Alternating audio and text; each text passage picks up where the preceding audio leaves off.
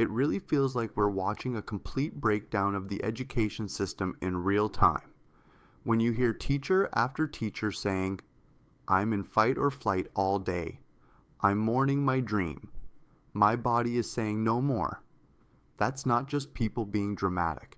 That's a profession collapsing under the weight of constant stress, disrespect, and a total lack of support. Let's check it out. I had a student that told me, "What you gonna do about it?" Really? So I was ignoring them because we were out at tennis and he was banging his racket. And so I told him he had to sit down. He lost 5 minutes of tennis. And he was like, "I don't care. I don't have to listen to you. I'm not going to do it. What you going to do about it?" So then he was in my space. So I said, "I need you to back up. What you going to do?" "What am I going to do? What are you going to do?" I don't know how to handle it. They say ignore negative behavior. So I was ignoring negative behavior, but he wanted a reaction.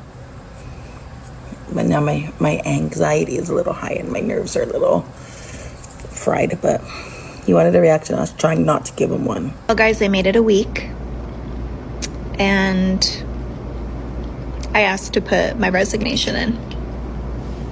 I've been dealing with so many health problems due to stress at least the last 2 years, and I was hoping that being at a new school would change that.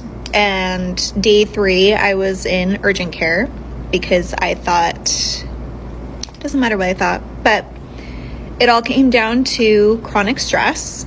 And I walked in the next day and said, "I cannot do this anymore." And, you know, one of the questions people ask me is, why are teachers quitting so much? I'm going to tell you my experience. And this might not be everybody's experience, but for me, I am in fight or flight mode all day long. And I really don't know what would change it. I guess just the caseload. It's so much pressure in so many different areas. It's hard to explain to people that aren't in it. Like, it's not the kids, at least at my school. For some, it's different. At this school, it's not the kids, it's not the parents. It's the workload. I narrowed it down to 2 choices. I said, okay, number 1, I either need to make peace with working 50 to 60 hours and I need to go get some antidepressants. Option number 2 is make peace with quitting and trying something new. And that's what I decided.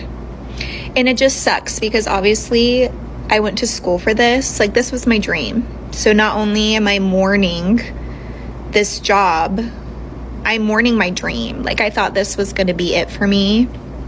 I love being a teacher. My health is just, my body is saying no more. One of my friends told me, because I keep asking my friends for advice, you know, people who have been here, been in this career for so long. And I asked her and she said to me, you know, I'm not going to tell you to quit, but your body certainly is. And Colleen, that comment changed my life. And I just got to listen, unfortunately. Like, I wish so bad it was different. I listened to this motivational speaker. Her name is Abraham Hicks, and she gave a devotional once, and she said, so many of us are just chewing glass, just chewing and chewing and chewing and praying to God that our tongues toughen up to this glass, right? Like, please just let me acclimate to the glass. And she's like, why don't you just spit out the glass? I don't know.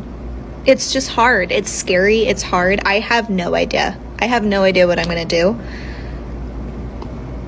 I just know that, like, I can't end up in the hospital. Like, so it sucks. It sucks really bad.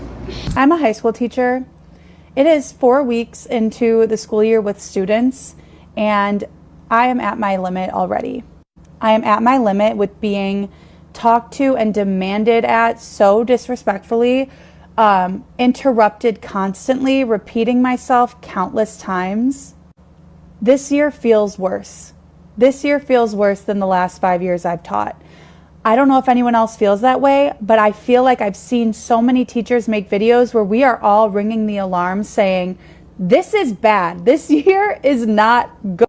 It's not good. We are struggling, and not a lot of us are going to last if this continues, because I think there's a reckoning of teachers realizing like, I actually don't deserve to be treated like shit. And then every day wipe that slate clean and start on over as if it didn't happen.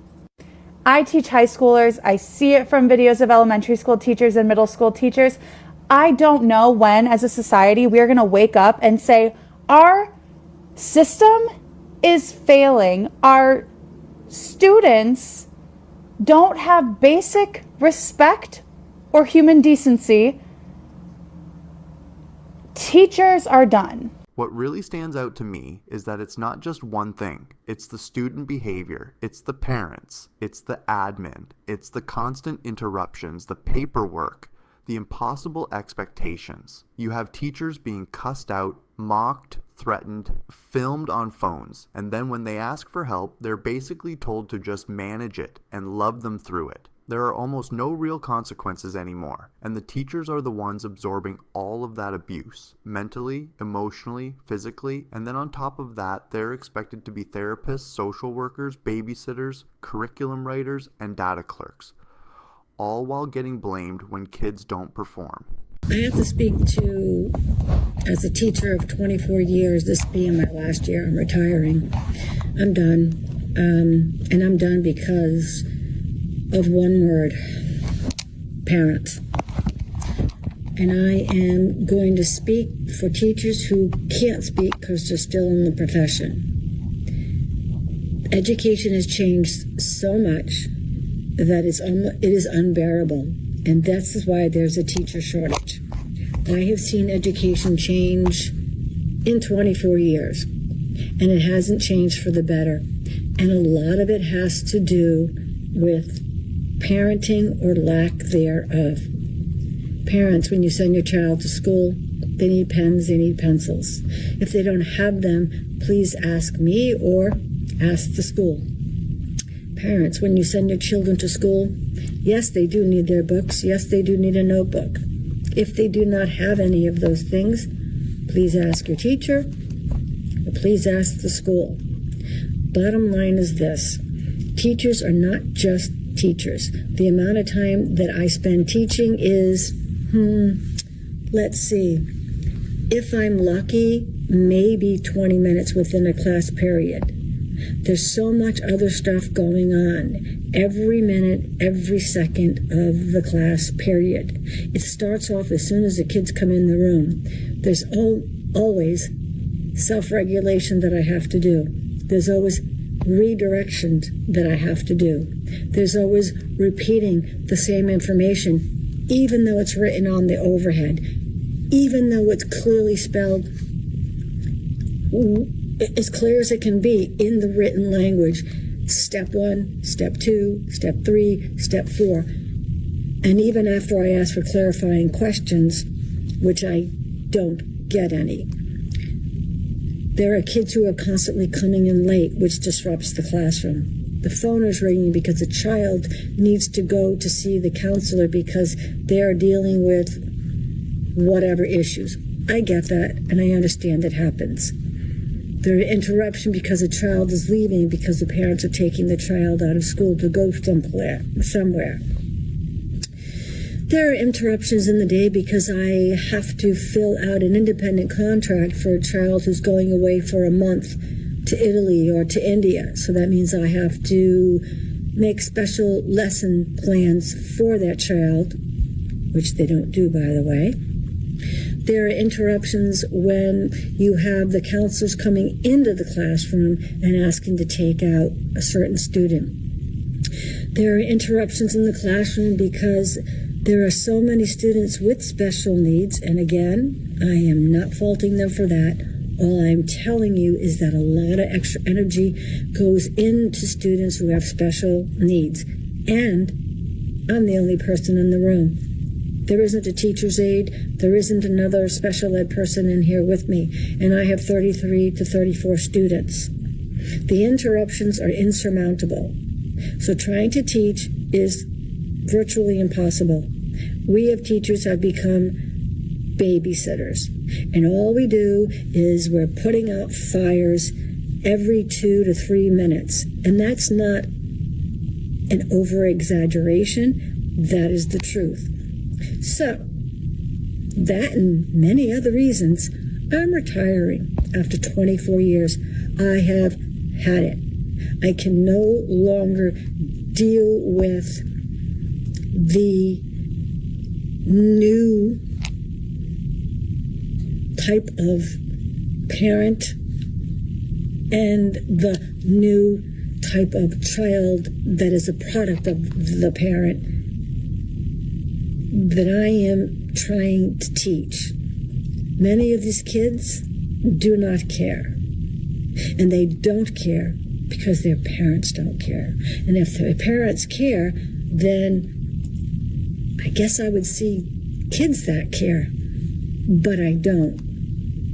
So teaching has become a dying profession. I, for one, have 24 years of experience, and I am leaving. I plan to stay for another, 10 years. Not doing it anymore. Nope.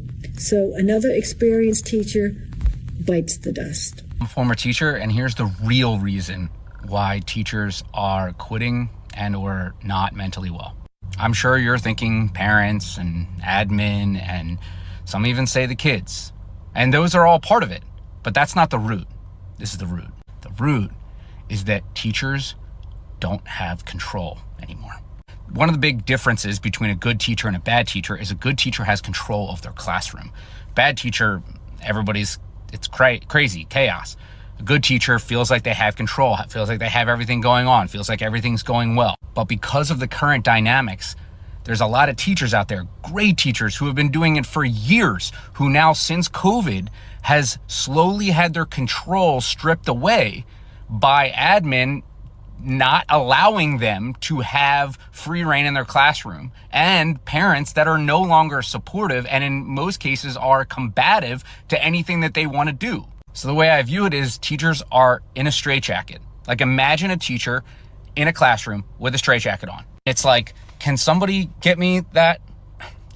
Get me that? No, not that. And when you feel that constant lack of control, the stress is outrageous. So these great, amazing teachers who literally have their hands tied behind their back are realizing that I don't have that control anymore like I used to. So these teachers are stressed out of their mind. But then comes step one. The only way to mentally do well in those situations is to lower expectations and accept it is what it is. And for real life, this is amazing advice. Letting go of things you don't control, just letting things be the way that they are. But in the teaching setting, that means that Johnny is... It's really easy as a non-teacher to sit back and say things like, oh, the teacher just couldn't handle it, or they just want summers off. But when you actually listen to these stories, that narrative falls apart instantly. These aren't new teachers tapping out after a rough week. These are veteran teachers with 10, 20, even 24 years of experience, people who have dedicated their entire adult lives to this profession, saying, I can't do this anymore. And honestly, it's the same pattern you see with nurses too. Two of the most important roles in our entire society, the people caring for our kids and the people caring for our health. And somehow, they're also the ones getting the least respect, the least support, and the highest levels of burnout. It's backwards, completely backwards. And it says a lot about where we are as a country right now. Let me know your thoughts down below in the comments. And if you're a teacher or a former teacher, please share your experience. People need to hear what's really going on behind those classroom doors. Thanks for watching, and let's enjoy the collapse.